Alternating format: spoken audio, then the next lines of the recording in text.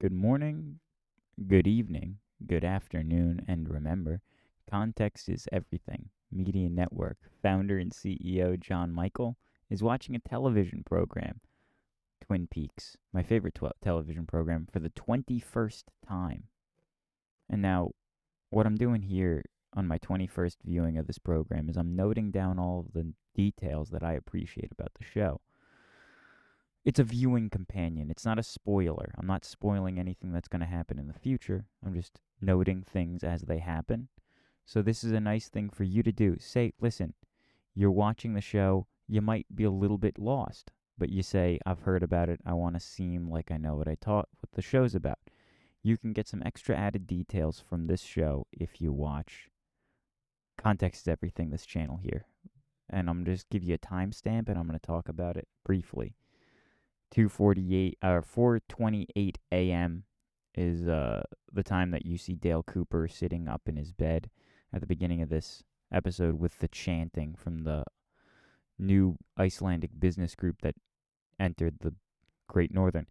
Now here, as you see Dale Cooper in the dining hall of the Great Northern, this is the first time that you see the man tired in the 6 installments of the show so far. This is episode 5, which is the 6th episode, really, because there's the pilot as well. So you get to see him tired. You also get to see a little bit of extra details as Audrey Horne enters the screen. The server, who works in the building that Audrey Horne's family owns, side eyes and just says, rolling her eyes, oh, there's Audrey again. So just a little detail that happened in the world of Twin Peaks. In a nice little bit of parallelism, you have over here, and a nice bit of parallelism, you have Audrey Horne saying, see you later, to Dale Cooper, and immediately the next line is, see you later, that Jerry Horne says to the Icelandic gentleman that he's talking to, as he asks for a pronunciation of a Icelandic greeting that he's about to say to his brother Ben. Here at 4 minutes and 15 seconds, he says that to his brother, and it's a nice bit of repetition because they do the see you later, God bless the stora broda, God bless the stora broda. Like, those two things are paired together. Repetition. I find it amusing. 8 minutes and 45 seconds, something that you would not be allowed to say today. Harry Truman looks at the gentleman who sent a photo into the Flesh World magazine. Bearded man in some evening gown, feminine evening gown, and he says, poor bastard. Wouldn't be able to say that today. Just a little thing that happened in it, not a big deal. A bit of imagery at 12 minutes and 25 seconds. At Big Ed's gas farm, you have Norma show up. Big Ed's there. As you will recall, Norma's husband is released on bail.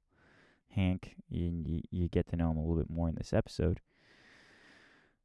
So there's some X's that appear over their visages that you'll see here, and this is basically when their relationship, their idea of they're both going to leave their respective spouses to be together is, as you see them approaching an X. They're now at this point, the truth is coming out. They're not going to be able to do what they wanted to do, or at least that's what they think now. At 14 minutes and 45 seconds, you see a new character and a new setting. Audrey Horne is entering the Horne's department store to start a job, new beginnings, right? She meets her boss, Emery Battis, and she's manipulating him as she speaks freely. He invites her to please do. And she tells him to do what she wants, or she's going to tell her father that he did bad things to her. Squirming would be the word you'd use to describe this gentleman. He's a squirmer. And I realized that that could be a good band name. The single word, squirm. Please give me credit if you use it.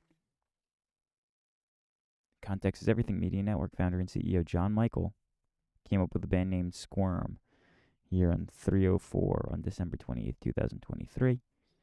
Mark it down. Please subscribe. Please like if you're enjoying. Thank you. 18 minutes. A lovely shot following the donuts that look really good, by the way. And there's some things that happen here of the red drapes coming up 3 times in a short period of time here. So Dale Cooper's looking around the house. He sees a picture with red drapes in it. He notes it. He's looking around for evidence in the Flesh World book. He notes red drapes. And then he shows the gentleman red drapes. That was, I guess it's only 2 events. But either way, it's when 2 things happen on the same subject simultaneously, always pay strict attention. So then they go on a mission to go into the woods because they're following Dale Cooper's insights that he has talked about in detail in previous episodes. Now, something that's about to occur in this scene is something that occurs shortly later in this episode, which is an interesting perspective. You're able to see this sort of profile here of the characters in this interesting, I'm not sure what mood it is, but it certainly is a mood. And it's just something that is nice, and they're going to do it again in this episode. This is an episode with lots of new beginnings. New beginnings here. Maddie is getting introduced to James and Donna here. They're starting their relationship. They're starting their story arc together. So that's a new beginning. You also have Audrey Horne starting a new job, new beginning. You have Hank Jennings getting out of parole, which you're going to see him in the scene as well. New beginning. And that's just, a good bit of new beginnings for a show to have. And I might have even missed one. So, just, new beginnings. 29 minutes and 15 seconds. Shut your eyes and you'll burst into flames. What does that mean? I don't know, but there's been a number of crows that they have been sighting in the ensuing scene.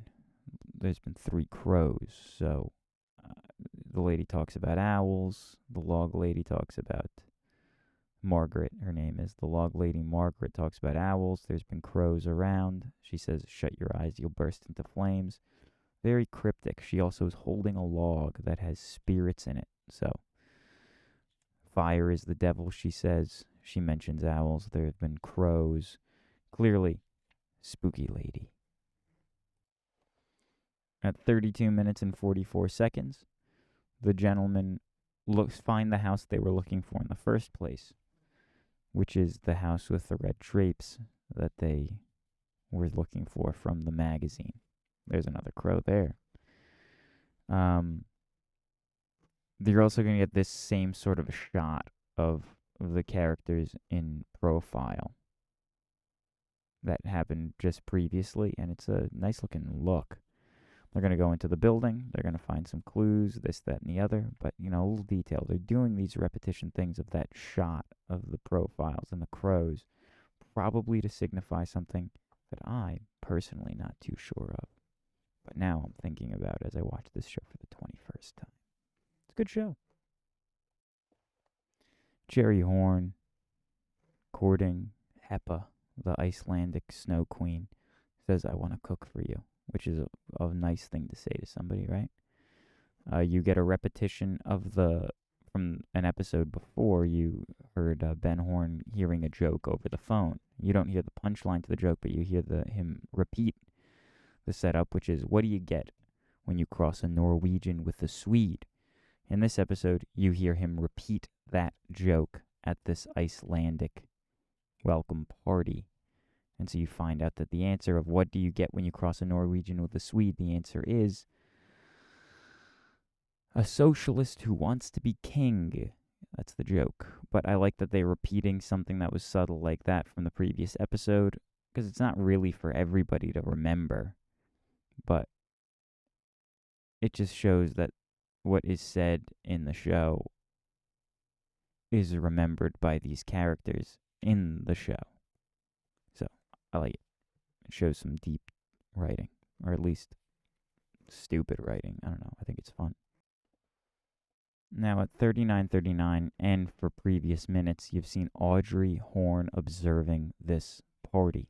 You've also seen faulty electronics in the foyer of this Great Northern Party Hall.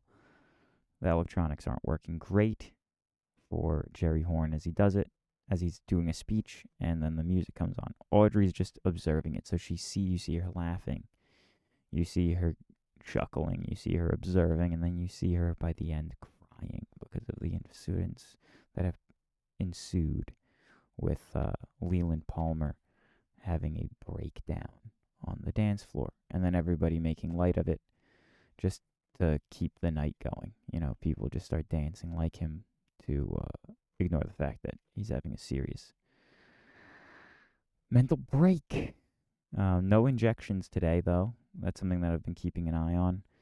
And it's been a good time talking to you folks, so I hope you have a good day. And please subscribe, and please like if you made it this far. This is a viewing companion. You watch the episode of Twin Peaks first, you watch this second. That's how it's done. Have a good day. God bless. Bye. Oh, this is the drawing of the episode, by the way. The drawing of today's episode here. Twin Peaks episode 5. I'm not an artist in this regard, but it's good to draw, you know.